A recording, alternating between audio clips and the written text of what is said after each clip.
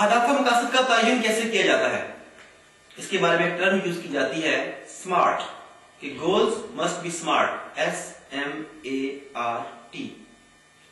S specific, goals का तयन मुकम्मल जुज़ियात और तफसीलात के साथ किया जाए। आपको पता हो आपने क्या करना है, कैसे करना है, उसका बारीक से बारीक जो जुज़्व है वो भी आपको पता हो कि ये क्या हो। That is called specific. अगर हमें यही पता ना हो स्पेसिफिकली कि हमें क्या चाहिए, तो हमें कभी भी वो नहीं मिलेगा जो हम चाहते हैं। इसकी मिसाल देने के लिए मैं आपको अपने एक सेमिनार का हवाला सुनाता हूं कि सेमिनार में गोल्स एंड टारगेट्स का सेमिनार था। मैंने एक स्टूडेंट से पूछा कि आपका जिंदगी में मकसद क्या है। उसने कहा मैं अमीर होना चाहता हूं। मैंने पूछा किसकी निस्बत, सुल्तान ऑफ ब्रुनाई की निस्बत या बिल गेट्स की निस्बत। वो थोड़ा गड़बड़ाया, उसने कहा नहीं नहीं मेरा ये मतलब नहीं था। तो मैंने कहा या सड़क पर बैठे हुए उस फकीर की निस्बत जो भीख मांग रहा है। उसने कहा नहीं, मेरा मकसद ये है कि मेरे मौजूदा माली हालात बेहतर हो जाएं। मैंने उससे पूछा कि अगर अभी कोई ऐसा तरीका हो कि आपके माली हालात बेहतर हो जाएं, तो क्या आप मुतमईन और पुरसुकून हो जाएंगे? उसने कहा जी बिल्कुल। मैंने अपनी जेब से 5 रुपए का कॉइन निकाला और उसकी जानिब फेंका। मैंने कहा कैच इट। उसने कैच कर लिया। मैंने कहा अब आप जा सकते हैं। वो बड़ा हैरान हुआ, कहता है क्या मतलब? मैंने कहा मैंने आपके माली हालात तब्दील कर दिए। फॉर एग्जाम्पल, आपके पास इससे पहले 1 लाख रुपए थे, मैंने आपको 5 रुपए और दे दिए, अब आपके पास 1,05,000 रुपए हो गए। तो आपके माली हालात पहले से बेहतर हो गए, तो आपका गोल पूरा हो गया, अब आप जा सकते हैं। वो कहते नहीं नहीं मेरा ये मतलब नहीं था। तो देखा आपने कि जो वो चाहता था उससे वो कहा नहीं जा रहा था। उसका जहन इस बारे में क्लियर नहीं था कि उसे कितने मजीद पैसे चाहिए, उसे कितनी मजीद रकम चाहिए, उसे कितना मजीद सरमाया चाहिए जहां वो अपने आप को बेहतर और कंफर्टेबल फील कर सके। तो अपने अहदाफ का तयन मुकम्मल जुज़ियात और तफसीलात के साथ कीजिए कि क्या चाहिए, कब चाहिए, कितना चाहिए, हर चीज का आपको इल्म होना चाहिए। उसके बाद M मेजरेबल, जो आपका गोल है क्या ये मेजरेबल है कि नहीं, क्या इसे मापा जा सकता है कि नहीं। मिसाल के तौर पर आप कहते हैं कि मैं खुश होना चाहता हूं, इसे मापा नहीं जा सकता, ये गोल मेजरेबल नहीं है। हाँ, खुशी आपको किस चीज से मिलेगी जी? अगर मुझे एक अच्छी जॉब मिल जाए तो खुशी मिलेगी। अच्छी जॉब, कैसी जॉब? जब तक चीजें मेजरेबल ना हो, मुझे मिसाल के तौर पे मुझे अगर लेक्चरशिप मिल जाए तो मैं अपने आप को खुश महसूस करूंगा। अब ये मेजरेबल हो गया कि जब मुझे लेक्चरशिप मिलेगी तो मुझे खुशी होगी। या मेरा फाइनेंशियल टारगेट है इस साल का 2 मिलियन रुपीज, अगर मैंने 2 मिलियन रुपीज सेव कर लिए तो मुझे खुशी होगी। तो आपके अहदाफ जब तक मेजरेबल ना हो उस वक्त तक वो स्मार्ट गोल्स की डेफिनेशन पर पूरा नहीं उतरते। उसके बाद है A अचीवेबल, ये अटेनेबल। क्या आपके अहदाफ ऐसे हैं जो अचीवेबल हैं? आप उनके लिए जो सलाहियतें, जो रिसोर्सेज और जो टाइम इन्वेस्ट करना चाहते हैं, क्या उनको सामने रखकर देखा जाए तो आपके गोल्स आपको अचीवेबल लगते हैं या नहीं? और दूसरा ये, क्या ये ऐसे गोल्स हैं जो आपसे पहले किसी ने हासिल किए हैं?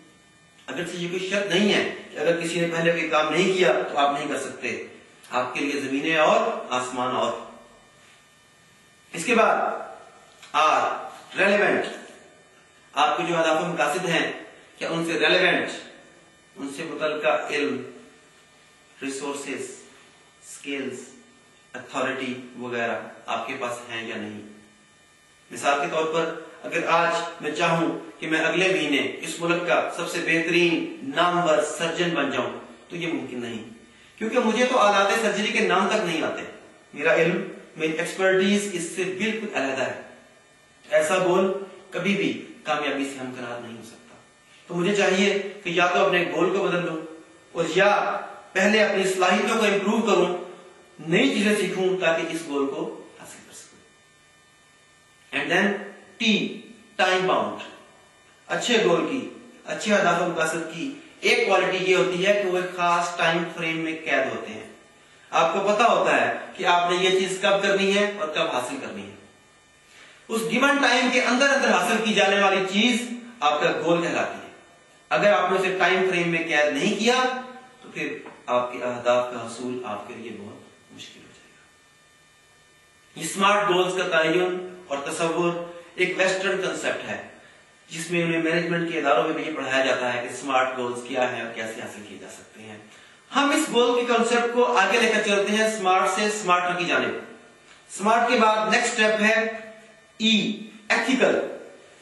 अगर आपके गोल्स, अगर आपके अहदाफ व मकासद एथिकल नहीं है, क़वानीन कुदरत के खिलाफ हैं, तो आप कभी भी अल्टीमेट सक्सेस नहीं पा सकते। इसकी वजह यह है कि जिसने भी क़वानीन कुदरत को वायलेट किया, ये तो मुमकिन है कि उसे आर्जी कामयाबी मिल जाए, मगर हतमी कामयाबी उसका मुकद्दर नहीं बन सकती।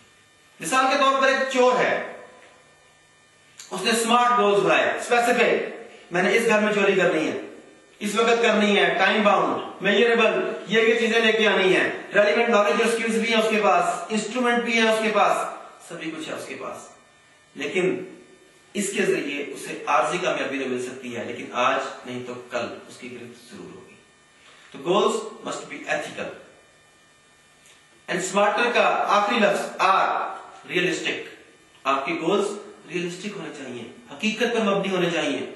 अगर कोई शख्स ऐसा गोल बना ले, अगर कोई शख्स ऐसा मकसद बना ले कि मैं बहुत कोशिश करूंगा और अलादीन के चिराग को हासिल करूंगा और फिर उस चिराग को रगड़ूंगा, जब जिन मेरे काबू में आएगा तो मैं जो काम कहूंगा वो कर देगा, ऐसे गोल कभी पाए तकमील तक नहीं पहुंचते।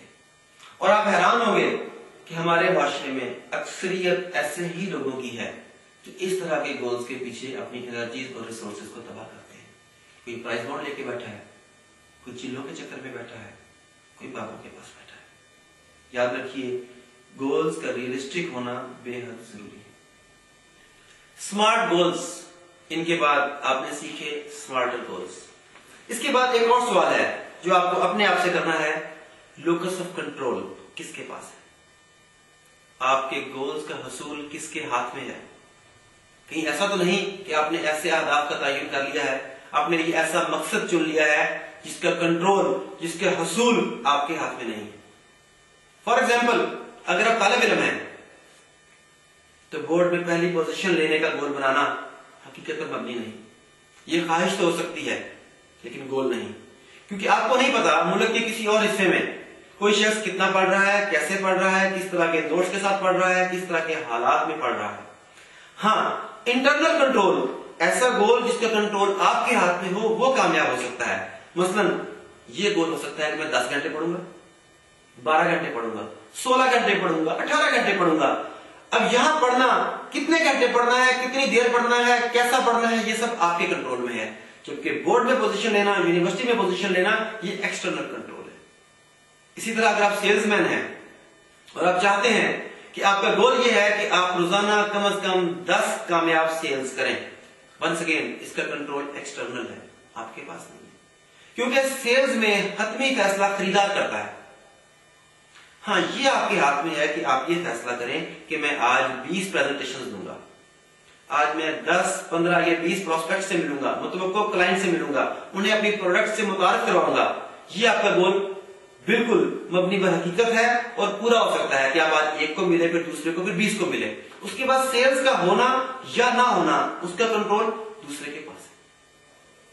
अगर आप चाहते हैं कि फलाना शख्स मेहनत करे और फिर मैं कामयाब हो जाऊं, वंस अगेन आपकी कामयाबी किसी दूसरे की मेहनत से मशरूत है, आप कामयाब नहीं हो सकते अनलेस के आप अपनी कामयाबी के लिए खुद मेहनत ना करनी शुरू कर दें। तो ऐसे आदात बनाइए, ऐसे मकासद बनाइए, ऐसे गोल्स बनाइए जिनका कंट्रोल आपके पास हो, जिनकी जिम्मेदारी आपकी हो। ये तयन करने के बाद कि अहदाफ मकासद का इख्तियार किसके पास है, उनका कंट्रोल किसके पास है, आपके पास या किसी और के पास, अगला मरहला ये है कि आप अपने अहदाफ को 3 मराहल में लिखें, शॉर्ट टर्म, मिड टर्म और long term. Short term goals वो हैं जो आप आज, इस हफ्ते, इस महीने या रवां साल में हासिल करना चाहते हैं। इन्हें कलील मुद्दती अहदाफ भी कहा जाता है। नंबर 2, मिड टर्म गोल्स, जिन्हें वस्तल मुद्दती अहदाफ भी कहा जाता है। ये वो अहदाफ हैं जिन्हें आप 3 से 5 साल के अरसे में हासिल करना चाहते हैं। और उसके बाद लॉन्ग टर्म गोल्स, वो अहदाफ, वो मकासद जो आप 5 से 10 साल की मुद्दत में हासिल करना चाहते हैं। लेकिन इसमें समझने की और याद रखने की बात यह है कि ये तमाम गोल्स आपस में रेलेवेंट हो। ऐसा ना हो कि इनका आपस में कोई ऐसा क्लैश हो कि शॉर्ट टर्म गोल्स का हसूल आपको आपके लॉन्ग टर्म गोल से दूर कर दे। तो शॉर्ट टर्म गोल्स रेलेवेंट और इंटरकनेक्टेड होने चाहिए आपके मिड टर्म गोल से और मिड टर्म गोल्स आपके लॉन्ग टर्म गोल से। एक सवाल आप सबसे, is there anything free here और हियर आफ्टर? क्या इस दुनिया में या उस दुनिया में कुछ भी फ्री है? जवाब है नहीं। हत्ता कि जन्नत या जहन्नम भी फ्री नहीं। जन्नत में तब जाएंगे अगर जन्नत की कीमत अदा करेंगे, और तो और जहन्नम भी फ्री नहीं है, बल्कि शायद जहन्नम की कीमत जन्नत से भी ज्यादा है। आपको शिर्क करना होगा, अल्लाह की नाफरमानी करनी होगी, बड़े बड़े गुनाह करने होंगे, ये सब कीमत है जहन्नम की। तो जब जहन्नम भी फ्री नहीं मिलता तो इस दुनिया में कुछ फ्री कैसे मिल सकता है? हर चीज की एक कीमत है। अगर हर चीज की एक कीमत है तो फिर आपकी कामयाबी बगैर कीमत की कैसे हो सकती है? माय फ्रेंड्स, अपने आप को इस बात के लिए तैयार कीजिए कि जो आपके मकासद हैं, जो आपके अहदाफ हैं, जो आपकी ख्वाहिशात हैं, उनके असूल के लिए दरकार कीमत आपको देना होगी। वो कीमत रुपया पैसा नहीं, आपकी डेडिकेशन, आपकी मेहनत, आपकी डिवोशन, मुश्किलात से आपका सामना करना, आपकी हिम्मत और बेशुमार दूसरी चीजें हो सकती हैं। बगैर कीमत अदा किए कुछ भी नहीं मिलता। एक मिसाल देता हूं, मोहम्मद अली कले गुज़िश्ता सदी का सबसे अजीम बॉक्सर, उसने world heavyweight champion Sonny Liston को चैलेंज किया हैवीवेट टाइटल के लिए। तकरीबन 2 करोड़ लोगों ने वो मुकाबला लाइव देखा।